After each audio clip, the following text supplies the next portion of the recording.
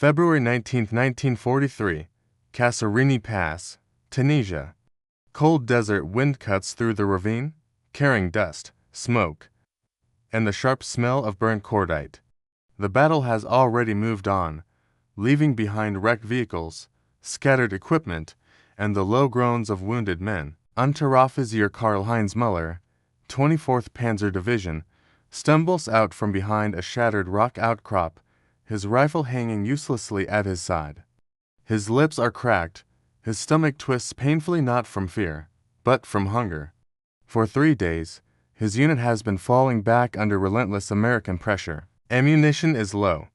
Food is worse. Breakfast that morning had been half a biscuit and a mouthful of bitter coffee substitute. Lunch never came. A shout rings out in English. Hands up. Drop the weapon. Müller freezes. Ahead of him, silhouetted against the bright North African sky, stand 3 American infantrymen in dust-stained uniforms. Their M1 Garens are raised, but steady, not shaking, not panicked. Just professional. Müller hesitates only a second. Then he lets the Kar 98K fall into the sand. The war, at least for him, is over. As he raises his hands, something unexpected strikes him. The Americans don't rush forward screaming. They don't beat him. One of them, Private First Class James Carter, Alabama, drawl thick even through exhaustion, motions calmly for Müller to step forward. Easy now. You're done, Carter says. Müller nods stiffly, bracing himself for what comes next. He has heard the stories: captivity, starvation, retaliation. He expects fists. Or worse. Instead, Carter pulls a canteen from his belt and holds it out. Drink. Müller blinks, unsure he heard correctly, then he takes it. The water is cool, clean, better than anything he's tasted in weeks. He drinks fast and coughs. Carter pats his shoulder once, firm but not unkind. Nearby, other German prisoners are being gathered thin, sunburnt, eyes hollow. Some are barely standing. An American sergeant checks them quickly for weapons, then waves them toward a makeshift holding area behind the lines.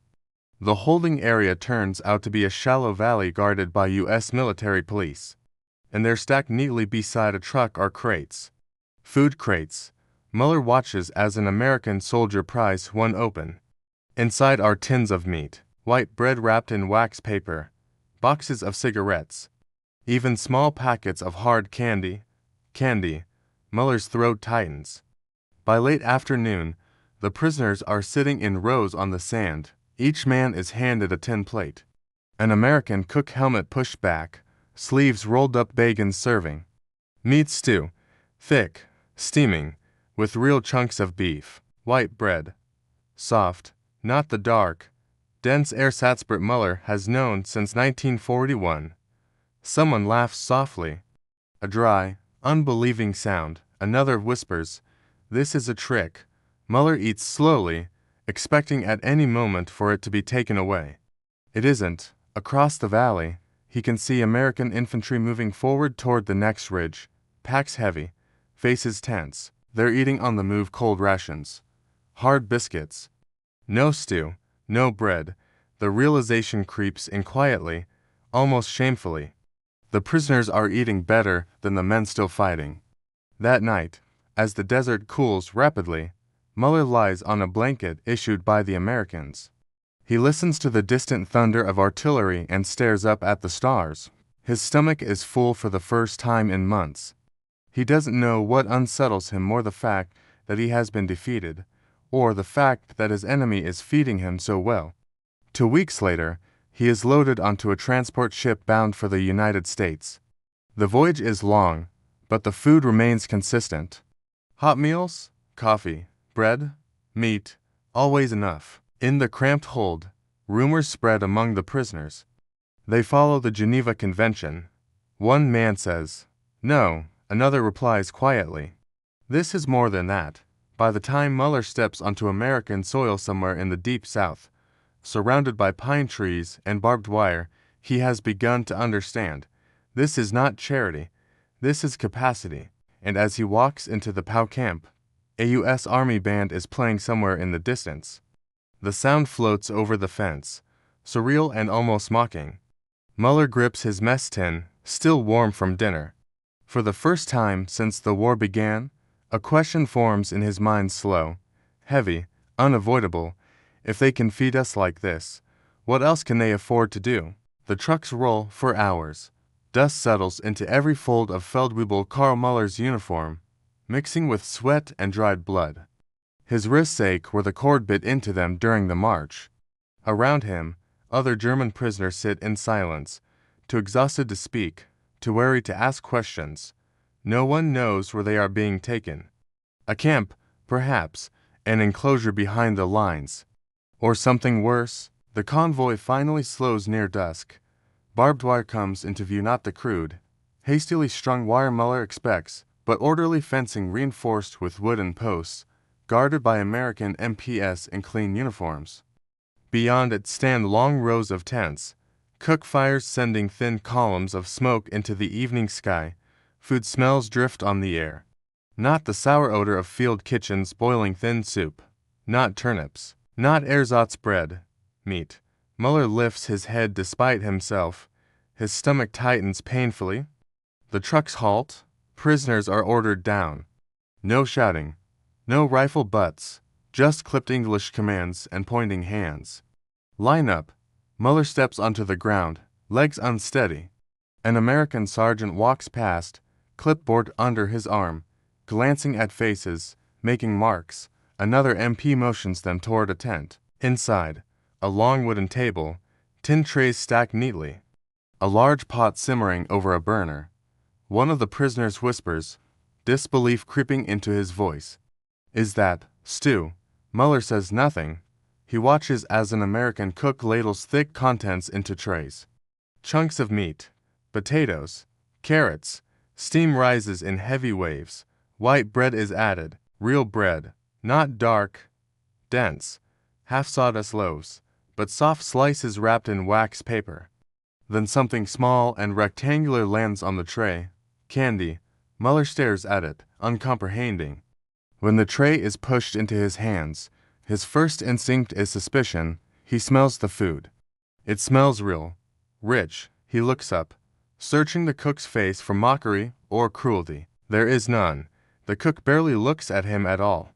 Just reaches for the next tray. Muller carries the food outside and sits on the ground with the others. For a moment, no one eats. They just look, as if touching it might make it vanish. Someone laughs a short, sharp bark of disbelief. They must be fattening us for something. A private mutters. Another shakes his head slowly. My brother is at the front, he says.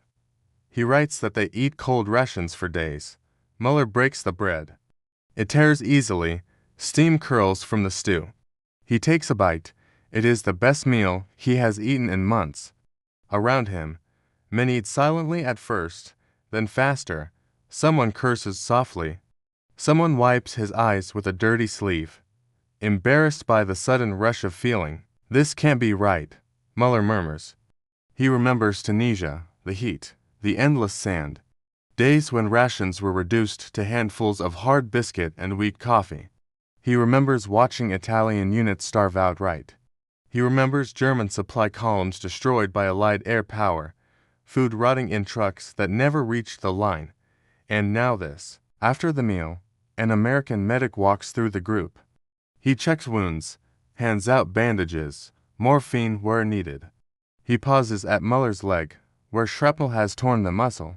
This needs cleaning, the medic says, gesturing. Muller expects to be ignored. Instead, he is guided to a tent where his wound is washed properly, wrapped carefully. Why? Muller finally asks in halting English. The medic shrugs. You're a POW. We gotta take care of you. Later, as darkness settles over the camp, Muller lies on a blanket under the open sky. The air is cool. Guards walk the perimeter, rifles slung casually. No one beats them. No one yells. Nearby, two American soldiers sit eating from cans, backs against a truck. One complains about the food. Tastes like crap, he says. The other snorts. Better than nothing. Muller turns his head away, heart pounding. For the first time since his capture, Fear gives way to something else, confusion. He has been taught since 1939 that America is decadent, soft, wasteful, that their soldiers are undisciplined and weak, that they lack the will for prolonged war. But weak armies do not feed prisoners like this. And as Muller drifts into uneasy sleep, one thought lodges itself firmly in his mind. If this is how America treats its enemies, what must it be capable of doing for its own war? The first real shock did not come from the guards or the fences. It came from the food. April 1943. A temporary American POW camp outside Bizerte, Tunisia. The midday sun hangs heavy, baking the dust into a pale crust beneath hundreds of worn boots. Rows of German prisoners shuffle forward, tin mess kits clanking softly against their belts. Most of them have not eaten properly in days, some in weeks. They expect thin soup, maybe stale bread, possibly nothing at all. Jeffreiter Hans Keller, formerly of the 334th Infantry Division, keeps his eyes down as he reaches the serving line. He has learned not to expect generosity from captors. In the East, surrender often meant death. Even in North Africa, rumors had circulated stories of harsh treatment, starvation, humiliation. The American cook ladles something solid into his mess tin. Keller blinks. Meat, not a scrap, not a bone, a full portion. Brown, steaming, swimming in gravy. Behind it comes white bread, soft, fresh, nothing like the gray, coarse loaves issued to German units late in the campaign. A ladle of vegetables. Then, almost as an afterthought, the cook drops something small and wrapped beside it. Candy. Keller freezes. The man behind him mutters under his breath in disbelief. Another prisoner lets out a short, humorless laugh. A third simply stares, his mouth slightly open. This must be a mistake, someone whispers in German. But it isn't. They move to rough wooden benches and eat in silence at first. The meat is real. The bread tears cleanly in the hand. The candy cheap American chocolate melts on the tongue in a way Keller has not experienced since before the war. Around them, American guards watch casually, rifles slung low, expressions neutral. There is no rush, no shouting, no punishment for eating too slowly. Keller chews carefully, waiting for the catch. There is none. That night, as the camp settles into uneasy quiet, the realization begins to spread, not loudly, not all at once, but in fragments passed between exhausted men lying on thin blankets. They feed us like this every day. They follow the Geneva rules, strictly. My cousin was captured by the Soviets. He never wrote again. The contrast is impossible to ignore. In the weeks that follow, the pattern repeats. At camps across Tunisia, then later Sicily and Italy, German POWs receive consistent rations, meat, bread, vegetables, coffee. Not luxuries but sustenance, enough to live, enough to recover strength. And slowly, another truth begins to sink in. American front-line soldiers are not eating this well. Some guards let things slip in casual conversation. A corporal jokes about living off cold sea rations for weeks. Another complains about canned stew and powdered eggs. A truck driver mentions missing hot meals entirely during a push. The prisoners exchange glances. "How is it," Keller asks one evening, carefully, "that we eat better than you?" The guard shrugs. Orders. Geneva Convention. We gotta follow it to the letter. That letter matters. Back in Washington, planners had made a decision early, one driven by law, logistics, and something more abstract, reputation. The United States would treat prisoners correctly, not selectively, not conditionally, universally. It required an enormous effort. By 1943, the U.S. Army's Quartermaster Corps was operating one of the largest supply networks in human history. Food was shipped across oceans, unloaded under fire, transported inland by truck and rail. Separate supply streams were created specifically for POW camps distinct from front-line units. The irony was unavoidable. Prisoners, stationary and predictable, could be supplied efficiently. Front-line troops, constantly moving, often could not. In letters home, carefully censored but emotionally raw, American soldiers complained about cold meals and monotonous rations. Meanwhile, captured Germans quietly marveled at their trays. In Normandy, June 1944, the pattern repeats. After brutal fighting in the hedgerows, exhausted German units surrender in small groups. They are marched to collection points behind the lines, searched, disarmed, processed, and fed. Obergefreiter Karl Weiss, captured near Saint-Lay, stares at his plate as if it might vanish. Meat again, white bread again, hot coffee. He remembers the last week before surrender, subsisting on half rations, scavenged potatoes, whatever could be pulled from abandoned villages. This is propaganda, someone mutters, but propaganda does not fill your stomach this way. As days turn into weeks, the psychological effect becomes clear. The food is not just nourishment, it is a message. A quiet, undeniable statement of capacity. If the Americans can feed their enemies like this, what else can they do? The realization is unsettling. And once it takes hold, it cannot be shaken. December 1944, somewhere near Bastogne, Belgium.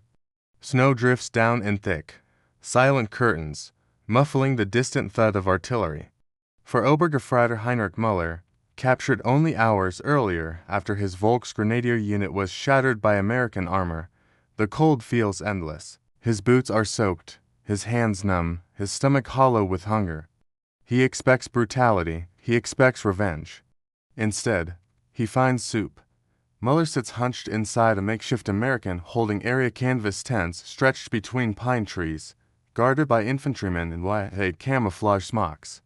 A U.S. Army private approaches with a metal ladle, steam rising into the frozen air. "Chow," the American says simply, dropping a portion of thick stew into Müller's mess tin.